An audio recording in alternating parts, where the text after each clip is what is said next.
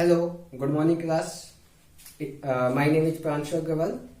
ठीक है, welcome to your YouTube channel PCM classes. ठीक है, आज हम स्टार्ट करने वाले हैं अपना एक्सरसाइज 10.2 क्लास 9। ठीक है, 10.1 में पहले ही कवर करा चुका हूँ, अब हमें 10.2 देखनी है। ठीक है, तो 10.2 में क्या है देखते हैं। ठीक है, जैसे कि मैंने बेसिक बता दिया था आपको सर्किल का। ठीक है, सर्किल का बेसिक मैं बता चुका था और कोड वगैरह के बारे में भी मैंने आपको इन्फॉर्मेशन दे दी थी। ठीक है, मैंने आपको बताया था सेगमेंट क्या होता है, सेक्टर क्या होता है। ठीक है, सेगमेंट, सेक्टर, ये सब कुछ मैं आपको बता चुका था। क्लियर है बात? अब इससे आगे की चीजें कवर करते हैं। ठीक है, तो 10.2 से 10.2 में जो हमें जनरली पढ़ना है वो angle made by the code पढ़ना है, या angle subtended by the code. ठीक है, तो हमें क्या देखना है, angle subtended by the code. ठीक है, ध्यान से देखते रहिए, एंगल सबटेंडेड बाय द कोड।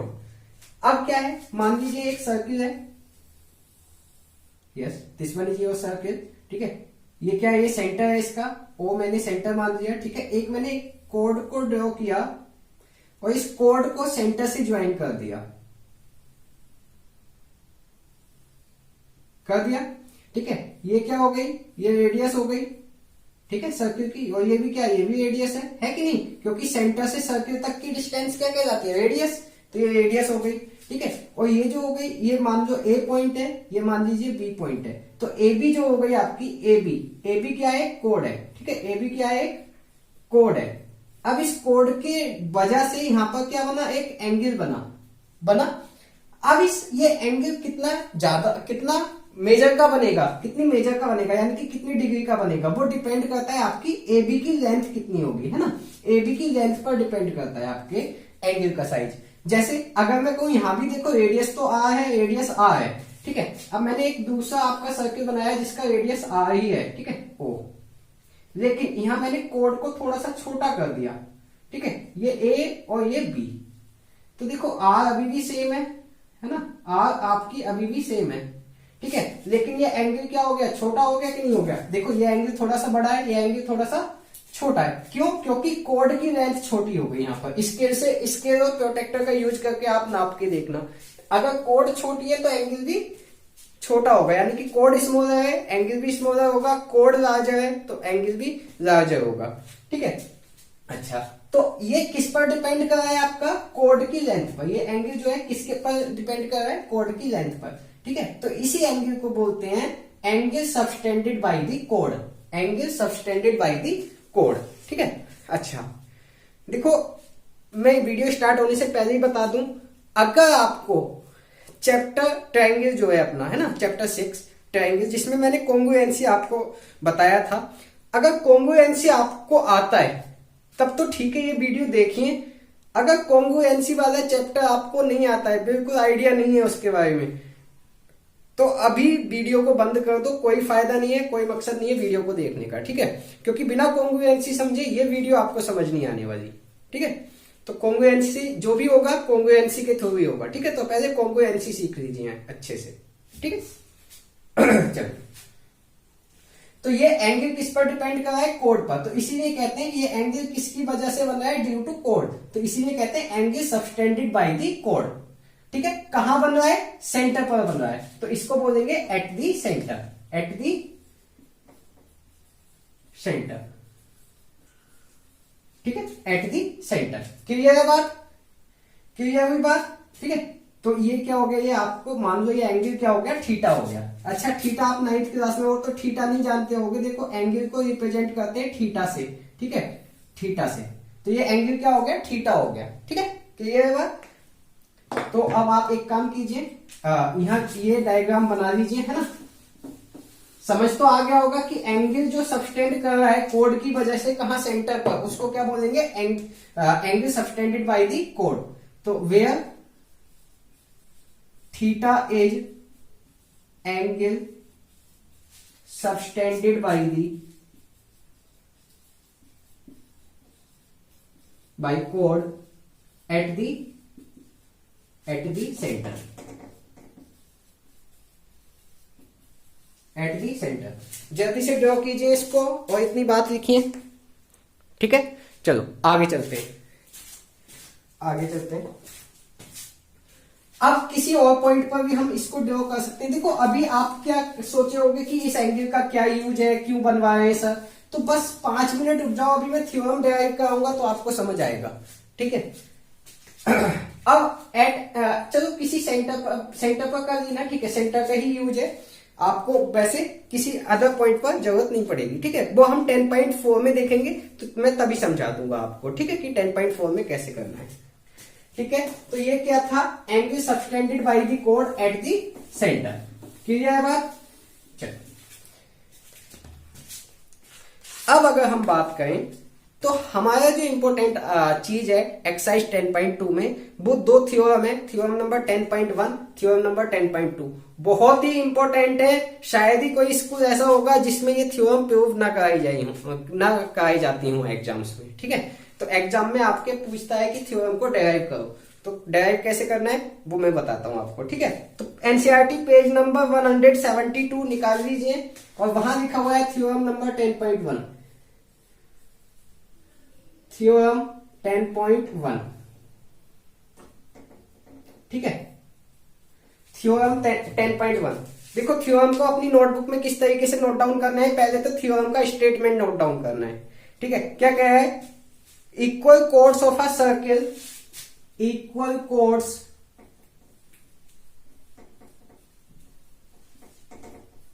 Of a circle substance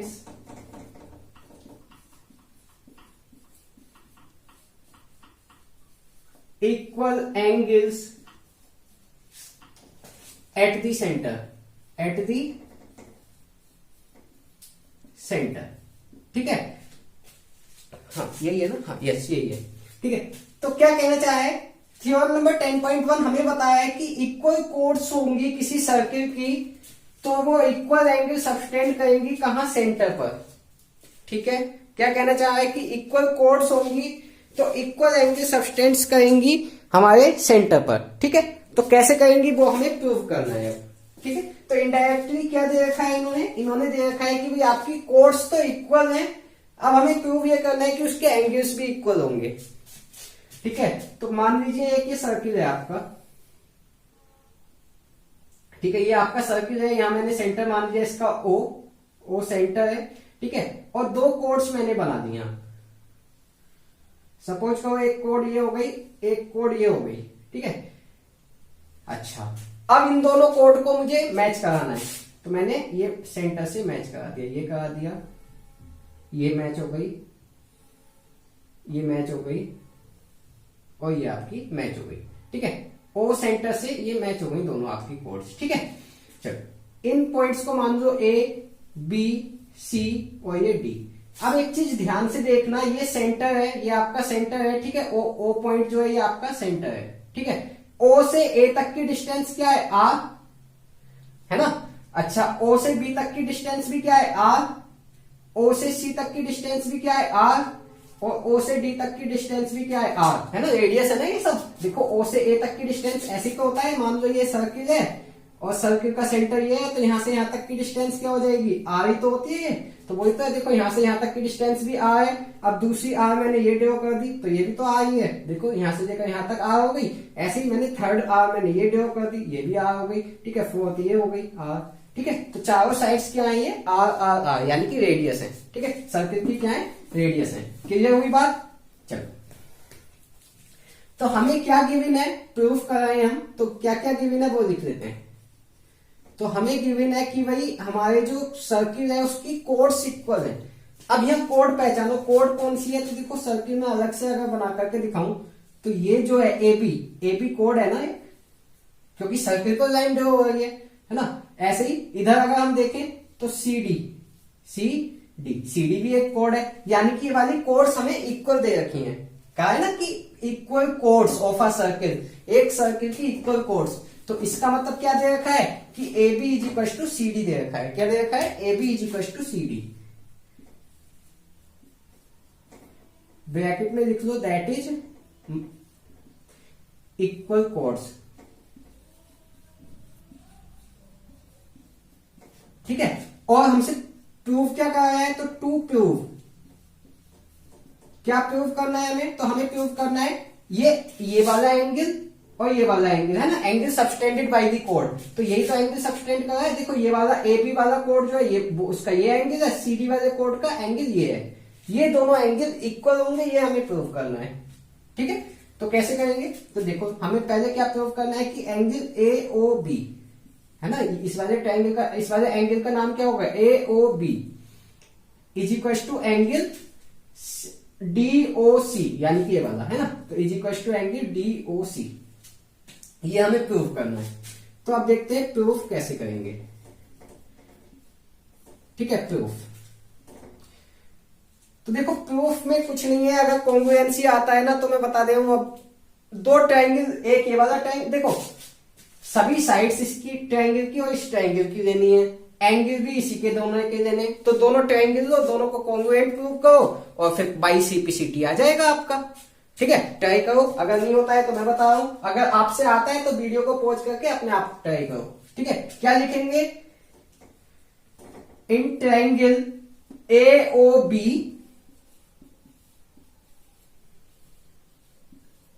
and triangle D O C. ठीक है, अब मुझे इन दोनों ट्रायंगल को कॉन्ग्रुएंट प्रूव करना है, तो क्या लिखूंगा मैं, देखो ए ओ और डी ओ दोनों इक्वल हैं, ये भी आर है, ए ओ भी आर है और डी ओ भी आर है ना, तो ए ओ और ए ओ के करस्पॉन्डिंग डी ओ ये इक्वल है, क्यों, क्योंकि ये रेडियस है, तो radius of the circle, reason भी लिखते हैं ना हम कॉन्ग्रुएंसी में, तो रेडियस ऑफ द सर्किल। ठीक है, मैंने रीजन भी लिख दिया। अब दूसरी साइड कौन सी ले सकते हैं, तो देखो ओबी, ओबी भी क्या है, रेडियस, तो ओबी और ओबी के करस्पॉन्डिंग ओसी, तो ओसी भी क्या है, रेडियस है, तो हम लिख सकते हैं कि OB is equal to OC. Reason क्या है, रेडियस ऑफ द सर्किल। ठीक है, चलो ओबी ओसी आ गया। ठीक है, और क्या ले सकते हैं हम, तो देखो हमें जो गिवन है वो भी तो लेना है, तो ये A B is equal to C D given है, तो यहां से अगर हम देखें तो ए बी और ए बी के करस्पॉन्डिंग डीसी, क्यों इक्वल है ये, क्योंकि हमें गिवन है ना, तो गिवन। ठीक है, देखो तीन साइड्स आ गई, इसका मतलब मैं क्या लिख सकता हूं कि मेरे दोनों ट्रायंगल कैसे हैं, कॉन्ग्रुएंट हैं। ठीक है, कैसे हैं, कॉन्ग्रुएंट हैं। ठीक है, तो क्या लिख दूंगा, hence triangle A O B is congruent to triangle D O C. ठीक है, A O B is congruent to triangle D O C. ठीक है, क्यों, तो by triple S, S S S congruency criteria, congruency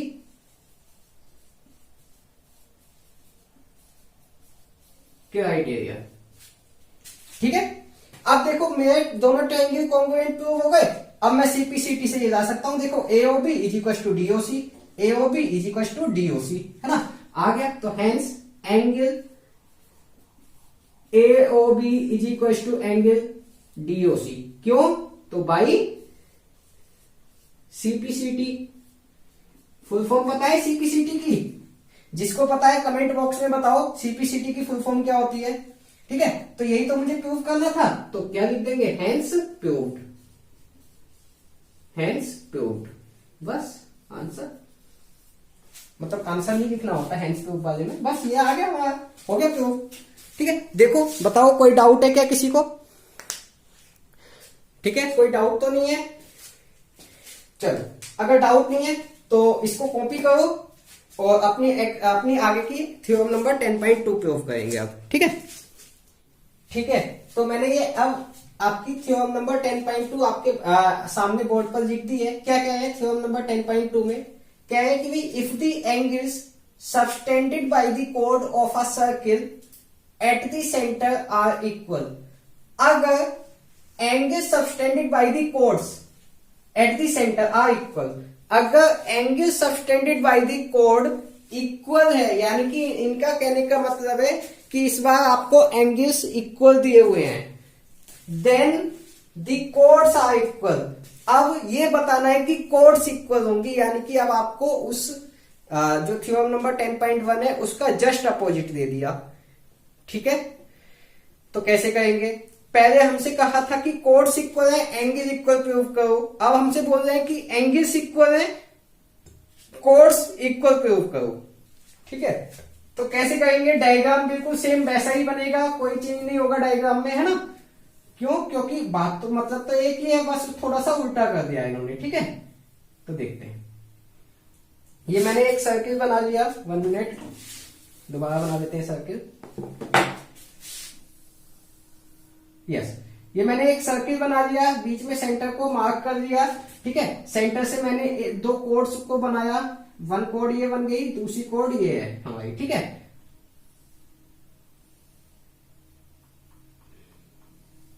अब इन codes को मैंने centre से मैच करा दिया। ठीक है, सेंटर है हमारा O। अब देखो ये भी कितनी हो गई R, ये भी कितनी होगी R, ये भी कितनी होगी R, ये भी कितनी होगी R। इसको नाम दे दिया A, B, C और ये D।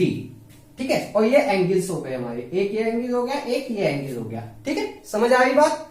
चलो, अब हमें क्या गिवन है तो देखते हैं क्या गिवन है। तो गिवन दैट